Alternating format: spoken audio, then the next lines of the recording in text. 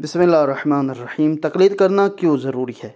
जब भी कोई लड़का या लड़की जवान होते हैं तो उनके लिए ज़रूरी होता है अहकाम दीन को सीखना, ताकि वो अपनी ज़िंदगी को संवार सकें। उनके लिए फिर ज़रूरी होता है कि ऐसा बंदा को मुंतखब की जाए जो कुरान और हदीस से उन्हें अहकामात इस्तेंबात करके बताए।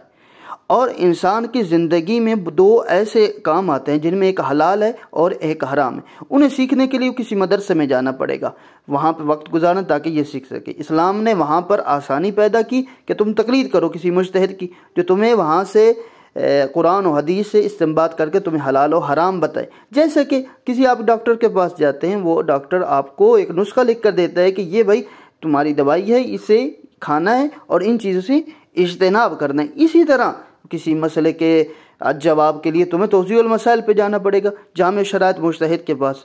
अब वो मुज्तहिद के पास जब जाते हैं तो उसमें कुछ शराइत है, मर्द होना चाहिए, बालिग होना चाहिए, आकिल होना चाहिए, 12 इमामी होना चाहिए, आदिल होना चाहिए, ज़िंदा होना चाहिए और मुज्तहिद हो। इससे बड़ी बात कि उसमें आलमियत होनी चाहिए।